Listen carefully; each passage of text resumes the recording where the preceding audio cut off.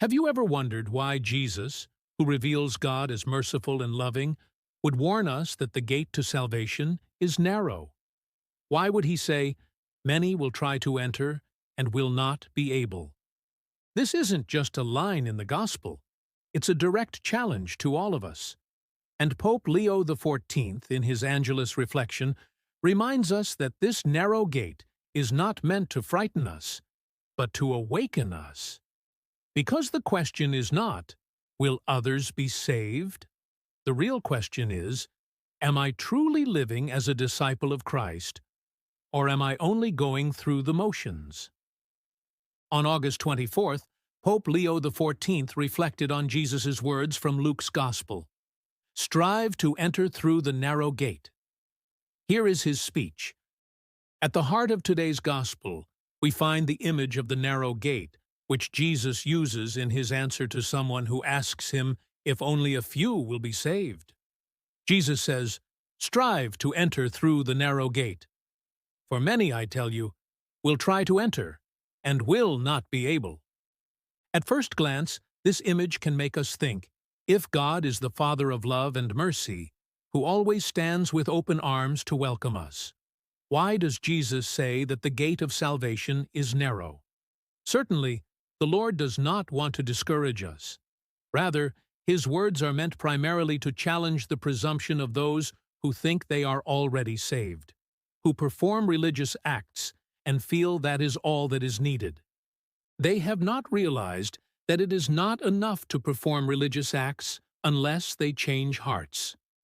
The Lord does not want worship detached from life. He is not pleased with sacrifices and prayers unless they lead to greater love for others and justice for our brothers and sisters.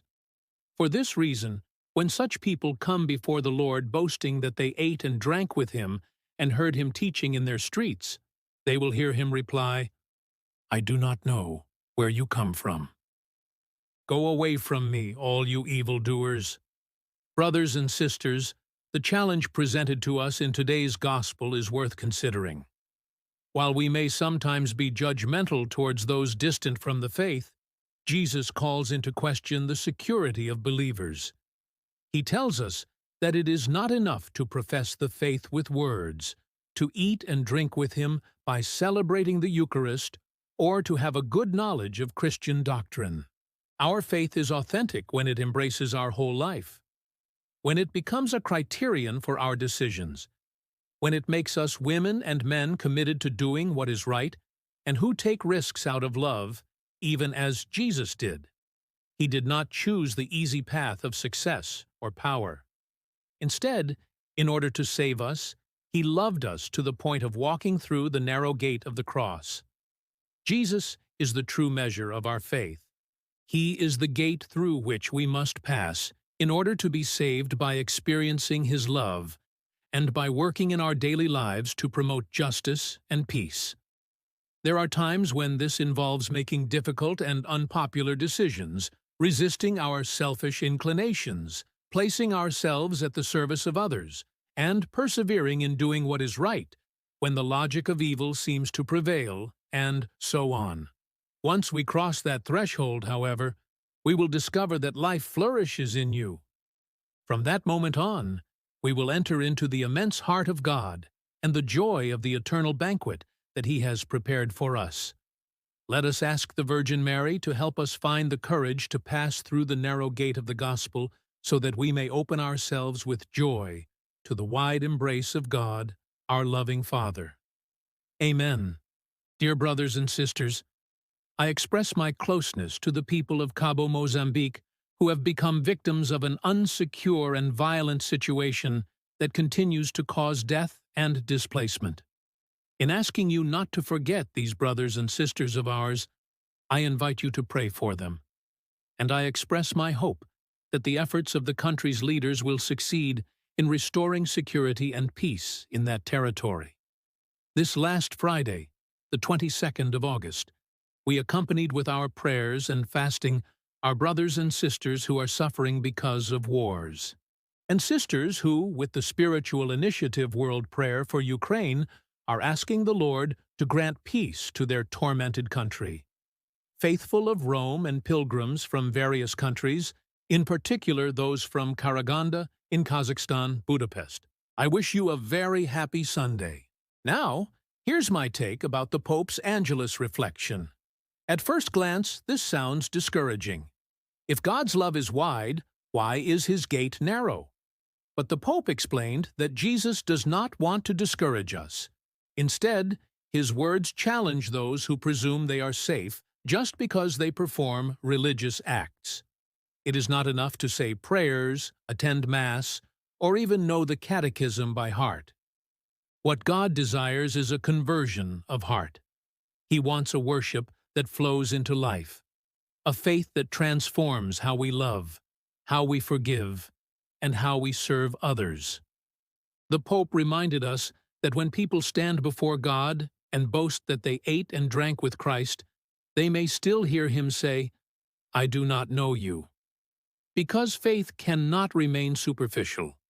It must take root in the whole of our lives. Pope Leo pointed us back to Jesus himself. Christ did not take the easy road of success or power. He chose the path of sacrifice, the narrow gate of the cross. And in him, we discover that this gate, though narrow, leads to a vast horizon of life, joy, and God's eternal banquet.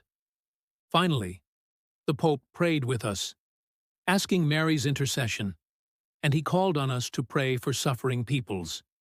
In Mozambique, in Ukraine, and in places torn apart by war and violence. Because true faith always flows outward into love, justice, and solidarity. How about you? What do you think about the reflection? Did it move you? Comment down below. Now let's go deeper into the meaning of this narrow gate. In Luke 13:23-30, someone asks Jesus, "Lord, will only a few be saved?" But Jesus doesn't answer with numbers. Instead, he gives a warning. Strive to enter through the narrow gate. Salvation is not automatic. It is not a comfortable road. It is a struggle, a striving. And in Matthew 7:13-14, Jesus adds, "For the gate is wide, and the way is easy that leads to destruction, and many enter through it. But the gate is narrow, and the way is hard that leads to life, and few find it. The wide road is the road of compromise, selfishness, and convenience. The narrow road is the road of discipleship." This is where Pope Leo's words strike hard. Too many of us take refuge in routines. We think, "I go to church, I pray, I know my doctrine, that's enough." But Jesus shatters that illusion. The prophet Isaiah 1:11-17 spoke in God's name. "I do not delight in your sacrifices. Cease to do evil. Learn to do good. Seek justice. Defend the oppressed." And James 2:17 says it plainly. "Faith without works is dead." Religion without love, without justice, without transformation, is empty. So what does it mean to walk the narrow way? It means daily choices of self-denial and courage. To forgive when it's easier to hate. To remain honest when dishonesty would profit you. To put the needs of others before your own comfort. To speak the truth when silence would protect you. As Jesus said in Luke 9:23, "If anyone would come after me, let him deny himself, take up his cross daily, and follow me." This is the narrow gate. Not glamorous, not easy, but the only road that leads to life. And here's the most important part. The gate is not just a path. The gate is a person. In John 10:7-9, Jesus declares, "I am the gate. Whoever enters through me will be saved." To enter the narrow gate is to enter into Christ, to live in his love, his truth, his sacrifice. That's why Pope Leo reminded us, Jesus himself is the true measure of our faith. And yes, the narrow gate can feel intimidating. But remember what awaits on the other side, the eternal banquet of God. Revelation 19:9 proclaims, "Blessed are those who are invited to the wedding supper of the Lamb." The narrow gate is not the end.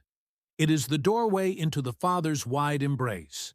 Pope Leo XIV's Angelus reminds us that our faith is not a set of words or rituals.